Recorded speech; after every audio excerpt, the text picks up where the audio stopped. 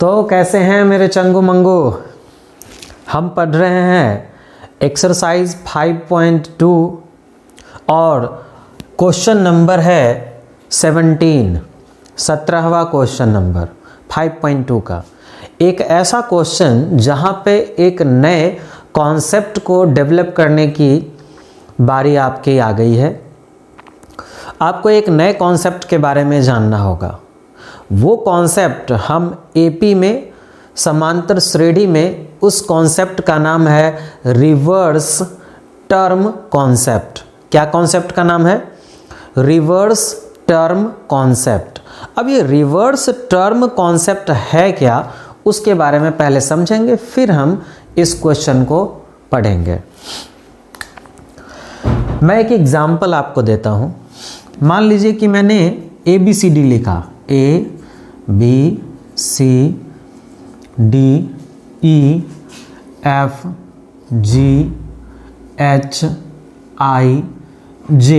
और भी लिख सकते हैं, कोई इशू नहीं है। मान लेते हैं कि ये एक AP का टर्म है, जो कि AP है नहीं, आप सब समझते हैं। बस मैंने एक एग्जाम्पल लिया है आपको बेहतर ढंग से समझाने के लिए।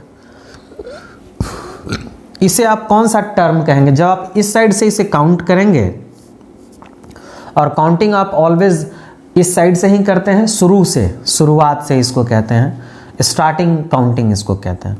तो ये नंबर 1 होगा, पहला टर्म, दूसरा टर्म, तीसरा टर्म, चौथा, पांचवा, छठा, सातवां, 8th टर्म, 9th टर्म और इसी तरीके से 10वां टर्म होगा। Is it okay?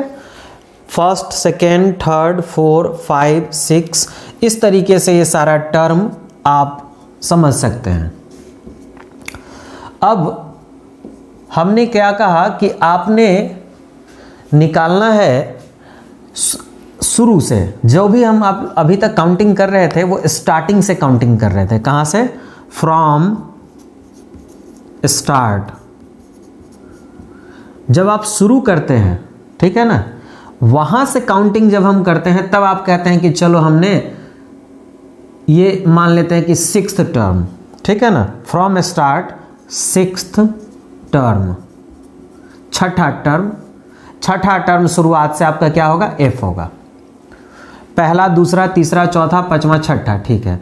लेकिन अगर हमने बोला कि ऐसा नहीं होगा, लास्ट से आप काउंट कीजिए, फ्रॉम लास्ट, तो अगर आपने लिखा फ्रॉम लास्ट और 4th टर्म आपने लिख दिया, और आपको पता है कि टोटल टर्म कितने हैं हमारे? टोटल टर्म हमारे 10 हैं। तो सिंपली कहेगा कि सर आपको 4th टर्म निकालना है ना, पीछे से आप क्या करो कि टोटल टर्म 10 है, उसमें से 4 को घटा दो, तो आंसर आपका क्या आने वाला है? ये आएगा 6th, मतलब कि 6th टर्म आपका आंसर होगा शुरुआत से। तो चलिए यही कॉन्सेप्ट को यहाँ पे अप्लाई करके देखते हैं कि क्या हम सही बना रहे हैं या नहीं। लास्ट से 4 टर्म को काउंट कीजिए, 1 2 3 4, तो ये 4th टर्म हमारा क्या है? 7। यहां पे आ गए हम चौथा टर्म पे, और ये कहता है कि नहीं, टोटल टर्म 10 है, 10 में से पीछे का 4 घटा दीजिए, तो आगे का जो बच गया वो 6th टर्म ही आपका आंसर होगा। 6th टर्म हमारा क्या होगा?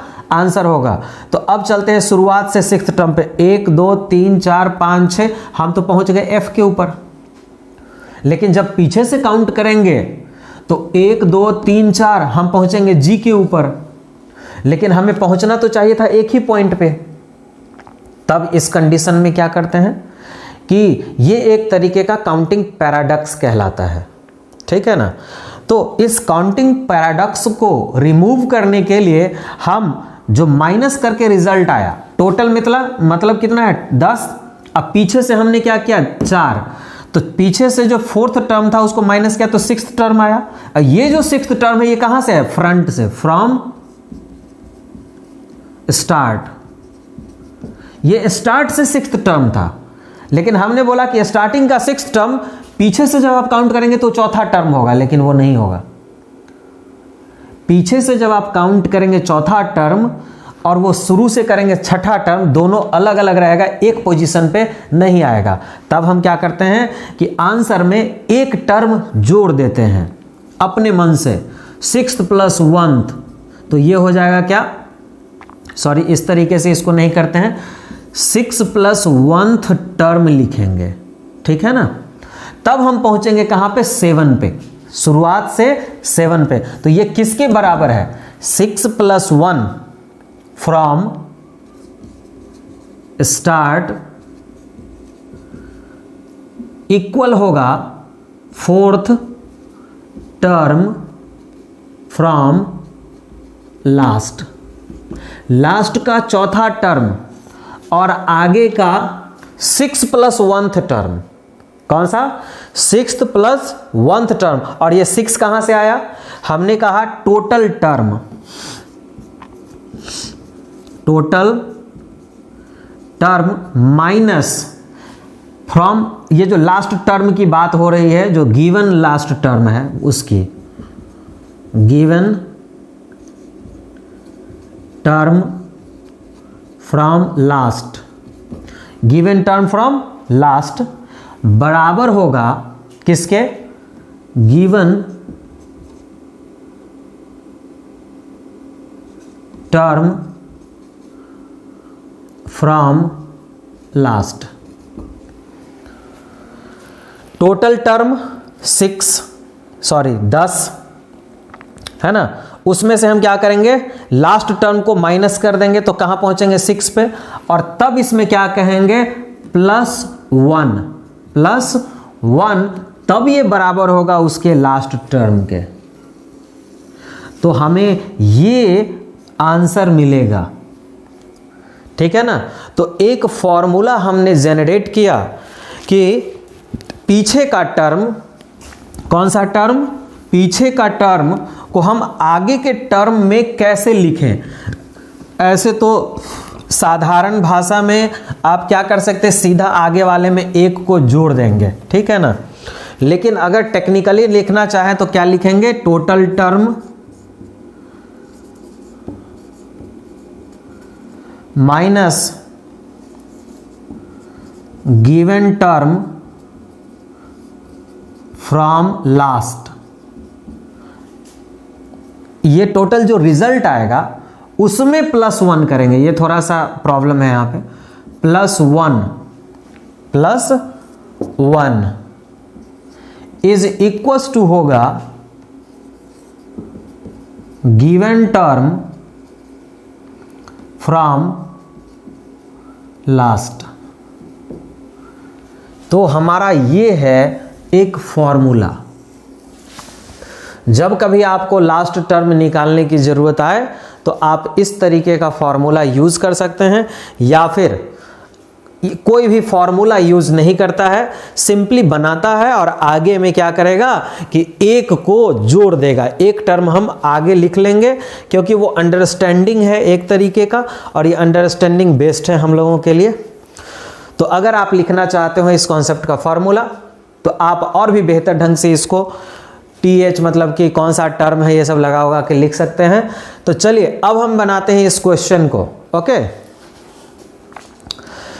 अब ये क्वेश्चन कहता है कि हमारा जो वैल्यू है A का, वो A है 3, D की वैल्यू क्या है हमारी, देखिए जरा, D इज इक्वल टू क्या होगा, 8 - 3, रिजल्ट आएगा 5, मतलब कि D की वैल्यू आ गई 5 हमारी। और जो लास्ट टर्म हमारा है वो क्या दिया हुआ है, AN इज इक्वल टू 253। तो हम नंबर ऑफ टर्म्स पहले निकाल लेंगे, तो लिखेंगे AN is equal to A + n-1 into में D। AN की जगह पे हमने डाल दिया 253 इज इक्वल टू A की जगह भी हमारे पास मिला हुआ है, क्या मिला हुआ है, A का वैल्यू 3, N हमें नहीं पता, इसे निकालना है, और D की वैल्यू मिली हुई है 5। तो 253 इज इक्वल टू 3 + 5n-5, अब इसका रिजल्ट आएगा -2, -2 इस साइड आकर के +2 हो जाएगा, तो ये हो जाएगा 5n is equal two plus में 2, तो n की वैल्यू आ गई 255 अपॉन में 5। Is it okay? हम इसको जब कट करेंगे तो क्या होगा, 5 5 ज़ा 25, तो n की वैल्यू आ गई 51। n की वैल्यू क्या आ गई, 51। टोटल नंबर ऑफ टर्म 3 से लेकर के कहां तक, 253 तक हमारे टोटल नंबर ऑफ टर्म्स कितने हैं, तो लिखेंगे total number of terms is equal to कितने हैं, 51। अब कहता है कि फ्रॉम लास्ट 20th टर्म निकालने हैं, तो लिखेंगे फ्रॉम लास्ट 20th टर्म क्या होगा, 51 माइनस 20, 51 माइनस 20 क्या होगा हमारा, ये हो जाएगा 31। और इसमें हम क्या करेंगे, एक को सिंपली ऐड कर देंगे, तो यही term that means 32nd term जो हमारा होगा वो फ्रंट से पीछे का 20वां टर्म के बराबर होगा। दैट मीन्स ये जो 32 टर्म हमने निकाला, तो ये 32nd term will be equal to from start, इसको लिखते हैं शुरू से, from first will be equal to 20th term from last का 20वां टर्म और शुरू का 32वां टर्म, शुरू से 32वां टर्म और पीछे से 20वां टर्म बिल्कुल एक ही टर्म पे आकर के, एक ही पद पे आकर के रुकेगा। और ये टोटल नंबर ऑफ जो टर्म्स है वो क्या है, 51। तो चलिए हमें निकालना क्या है, 32nd टर्म निकालना है। तो A32 is equal to A plus 32 है तो क्या हो जाएगा 31D। A32 is equal to A का वैल्यू क्या होगा हमारा बताइए, 3 दिया हुआ है, 3 प्लस 31 इंटू डी का वैल्यू भी मिला हुआ है 5। चलिए 5 को इससे मल्टीप्लाई करते हैं तो क्या आएगा जरा देखिए, 5 1 जा 5, 5 3 जा 15, तो आंसर आया 158 A32। आप ये कहते क्या है, A32 फ्रॉम स्टार्ट, और इसी को लिख सकते हैं 20th टर्म फ्रॉम लास्ट।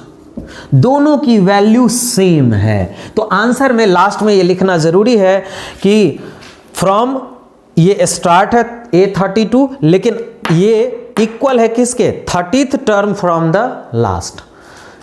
इस क्वेश्चन को आप पॉज कर करके समझने की कोशिश करें, और सबसे बेस्ट तरीका होगा कि आप खुद से एक एग्जाम्पल कंसीडर करें, लिखें और उसको समझने की कोशिश करें।